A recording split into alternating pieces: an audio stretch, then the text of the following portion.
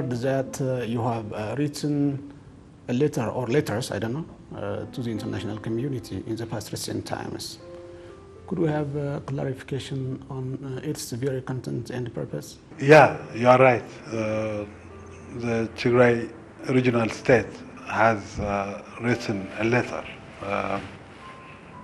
to the international community. It's unfortunate that we have reached that level. The Ethiopia that was the major peacekeeper in Africa, the Ethiopia that was the chief mediator, is unable to resolve its own problem. It's unfortunate. It shows that our politics has failed. And after so many attempts, we had written to the international community that we are in a very serious problem. Of course, we have written to more than 60 heads of states. And 60, of course 62 to heads of states, to international organizations, even advocacy groups and so on, focusing on the neighboring countries, African Union, all the regional African organizations. We have written to the chairpersons, the leaders.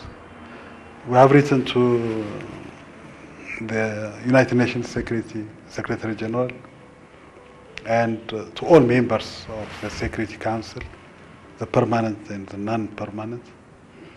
We have written to European Union and major players in global politics like Japan, Germany, India, Mexico, Brazil. You see, the Tigray people have been voicing their concerns about the way the country is being led. You see, there were numerous statements released by TPLF, by the regional state.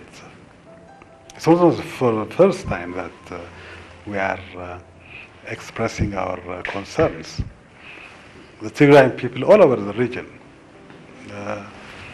had staged on more than one occasion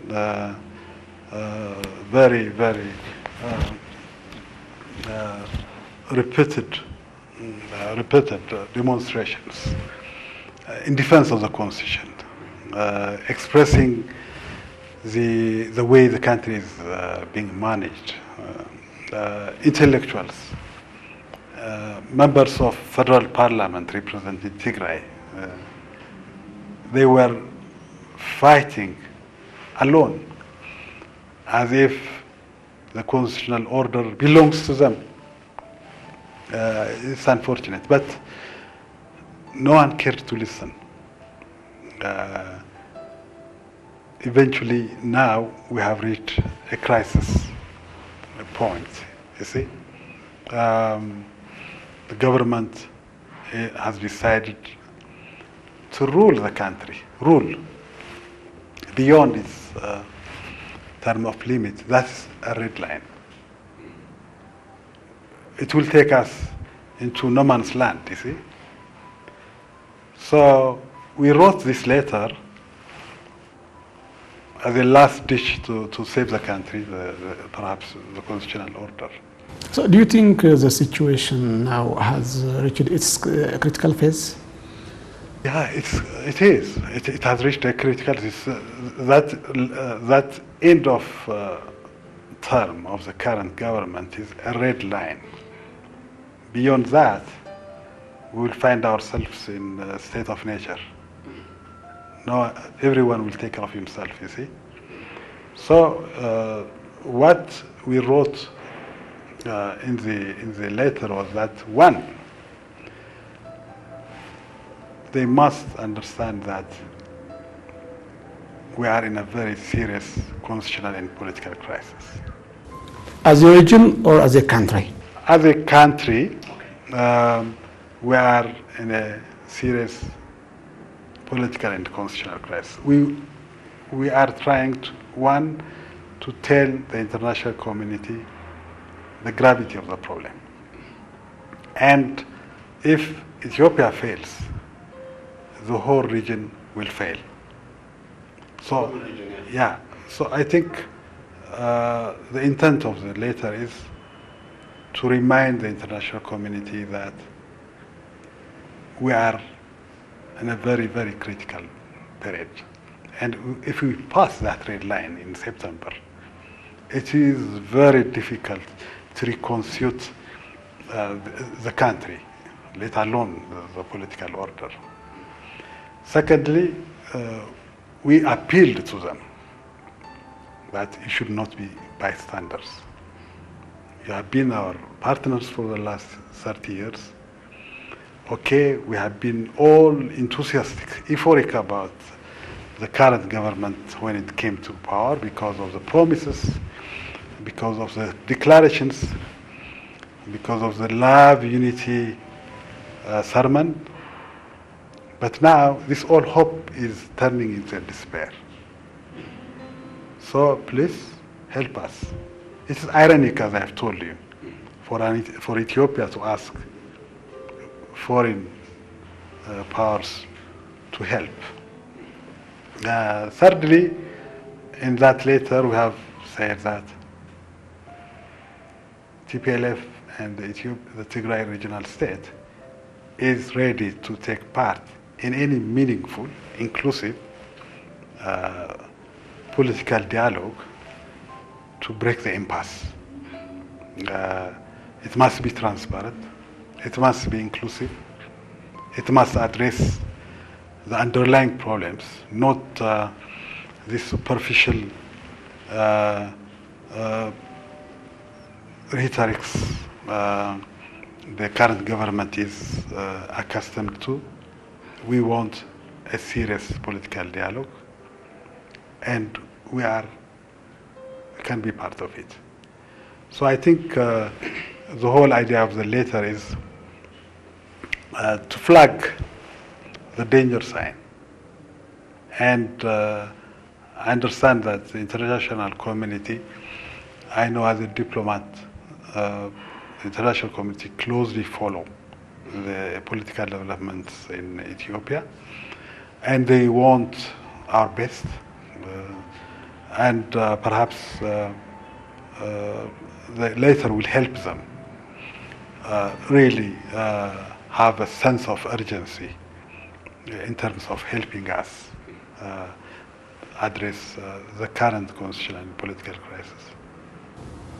So, to what extent do you think you would be accepted? Because what you wrote, I mean, the intention of the letter you wrote is a bit contradicting with the perception of the international community on the current affairs in Ethiopia. As we all know, it is strongly believed that the international community has played a strong role in bringing this new leadership to office. Understand me? I understand, but we should take responsibility. It's our own making, whatever it is. You see, it's not the international community that could be responsible in this regard. With all our achievements in the last 27 years, we had not reformed enough. You see, and this is a kind of leadership we created ourselves. When you are degenerating politically, you bring about this kind of medieval, really backward type of political breed. So I don't think the foreigners are the primary should take primary responsibility in terms of bringing the current team into power. Of course, I can understand that, like many of us, they were euphoric, because who doesn't want love? Who doesn't want reconciliation. All the sermons the Prime Minister was telling us in the international community. So you don't blame them for giving him the benefit of the doubt. But now, I think like all of us, they are awakening. They are not comfortable about the way the country is managed, you see. So we are positive about the role the international community can play. And the other opportunity, perhaps, if it is an opportunity, the current government listens more to our international partners rather than to its own people, you see. At home, it functions like an occupation force. You must see the report of Amnesty International to see the nature of this government. It's totally horrible. It's not only politically wrong, it's immoral. For little children to be imprisoned because their dads or brothers have evaded imprisonment, you see. It is inhuman to burn down their house while children, the family, are inside because they have a different political view. So I think the international community has awakened now. At least, let me be a little bit modest, has started to awaken. At least they know more about democracy than all of us because of their long experience in democratic practice. Democracy is all about agreements, about dialogues, about coming together. That's all we are asking. What we are asking is there is real political constitutional crisis here. Please help. Otherwise, current government doesn't seem to care. So I think the international community will play a great role in this, a very important role rather, in this regard. So it seems a bit true that you were behind all those accusations from the international community to this new leadership. For instance, you mentioned the issue of Amnesty International, the recent event, and you were being accused by the federal government that you were behind that report. The same is true. The United Nations has recently accused this new leadership of triggering instabilities in neighboring countries, just like Sudan and Somalia. So, have you been behind all these accusations? I think the mark of a good leadership is taking responsibility.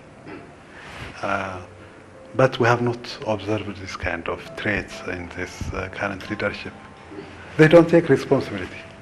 They must finger point. You mean you push the responsibility to somebody else? Somebody else. Mm. And their preferred culprit is TPLF. This is not a new story, you see, from the start. Their legitimacy was based on TPLF bashing, you see. And unfortunately, when your policies are based on against someone rather than for something bigger, brighter, positive, you will, in every bit of your activities and attitudes will be negative, you see. So it's unfortunate that they are not taking responsibility. Some officials saying that whatever happens in some part of the country, it is PLF and so on, it's abdication of responsibility, you see, as a responsibility as a leader, you see. If you have a leader may have may encounter all types of problems, whatever it is. Even if, let's assume, okay, it's the TPLF funding all these problems, it's a magical force in a way, according to them. But it is up to the government to deal with it, to solve it, talk to PLF. 2 years accusing somebody for all the problems in the country, for all the problems even for the last 27 years, this is not helpful. It cannot bring us together as political forces, even it cannot bring us as a country together. So I think I don't take the accusations seriously, because even in one remote corner of the country, if a family feud arises, it is TPLF that is responsible according to their bad habit of finger pointing, you see. Otherwise, regarding the neighborhood, the neighbors are complaining. I was in Somalia, and I know the situation in Somalia. I know the political actors in Somalia. They have, on more than one occasion, written a letter to the United Nations, to the African Union, complaining that Ethiopia is interfering in the internal affairs of Somalia. It is working to dismantle the federal institutions in Somalia, like what it is doing in Ethiopia. That's why I told you, whatever you do at home, you do it abroad. Whatever you have, you give it away. So I think wherever you go, there is a problem. I don't know the intentions. I don't know the intentions. I don't know what benefits Ethiopia as a nation gets from this. Even I don't know what kind of benefit the current government gets from fomenting conflicts and discords at home and abroad.